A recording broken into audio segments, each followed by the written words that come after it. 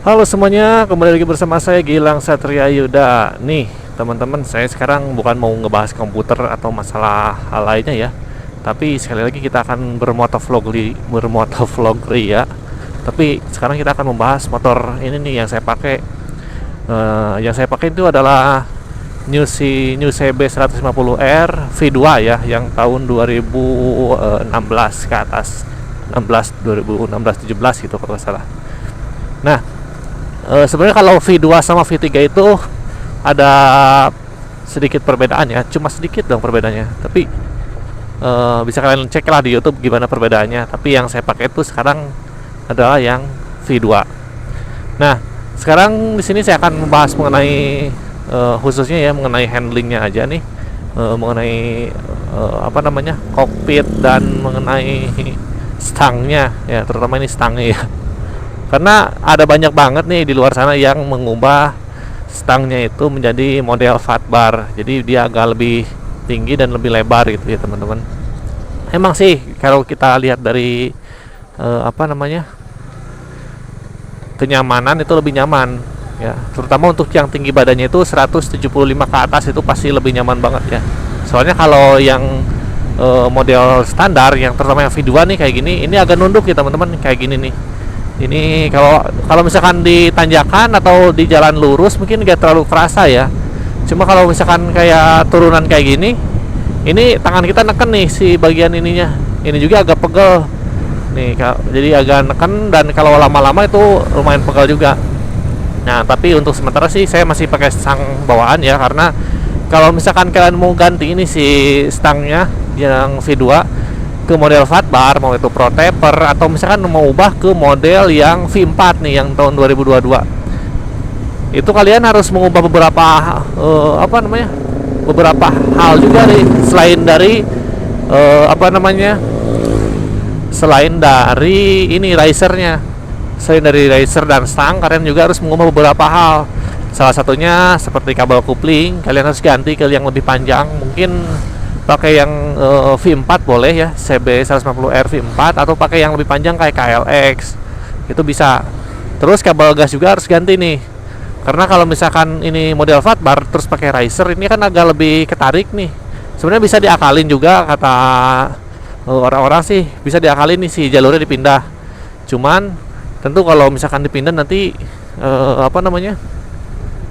agak kurang enak juga dilihat, soalnya di sini jadi naik ke sini ya, kelihatan ke sini nih. Nah, ke sini. Ini kan masuk ke sini. Nah, gitu teman-teman. Jadi kalau itu mah kalian bisa pakai kabel gas dari Verza kalau nggak salah ya. Kabel Verza nanti buat jalurnya masih sama, dari sini masuk ke sini nih.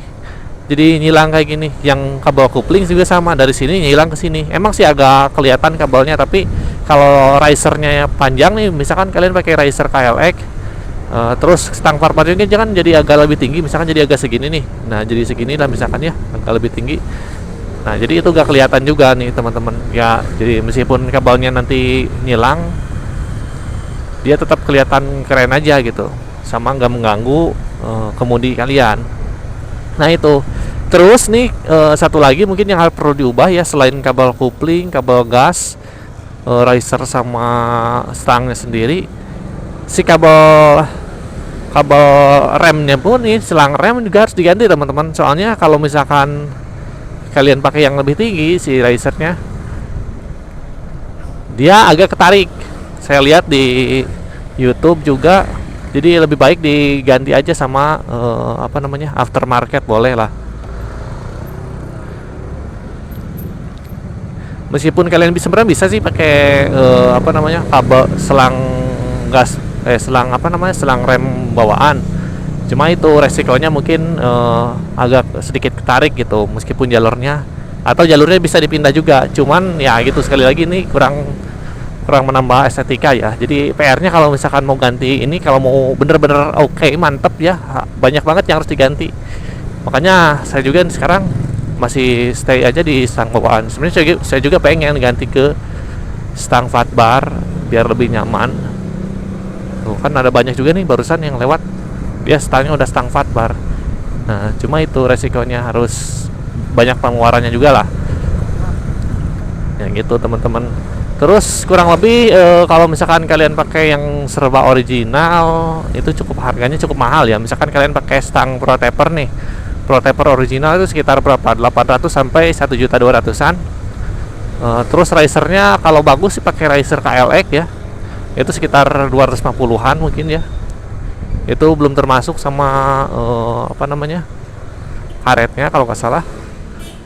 Terus baut-bautnya yang 4 di sini di atas nih, yang 4 ini, wah 4 ini nih. Ini kenapa sih ini sih ini? Nah gitu.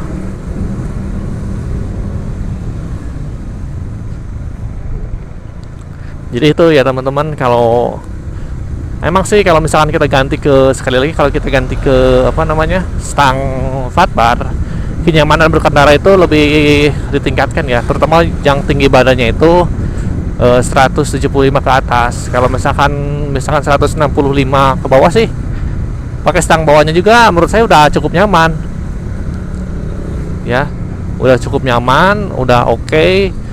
Nah kalau misalkan kalian apa namanya, posisinya lebih nunduk nih, agak nunduk kayak gini nih kayak saya sekarang, emang kalau misalkan di turunan kayak gini rasanya kurang nyaman karena pegel ya teman-teman. Pegelnya itu ke badan gitu, mulai dari ini ya, mulai sakit nih, lama-kelamaan sakit.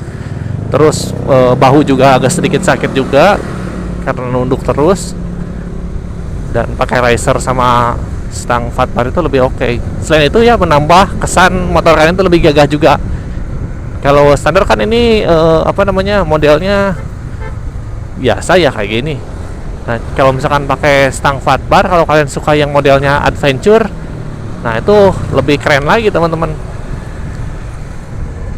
Cuma itu sekali lagi kalau yang model V2 ya, terutama yang model V2 kayak gini, PR-nya itu ada banyak. Mulai dari ganti kabel kopling ya, terus kabel gas, selang rem. Nah kalau misalkan per kelistrikan ini aman ya teman-teman. Soalnya kalau misalkan pakai stang fat bar, dia nanti nggak diikat kayak gini nih.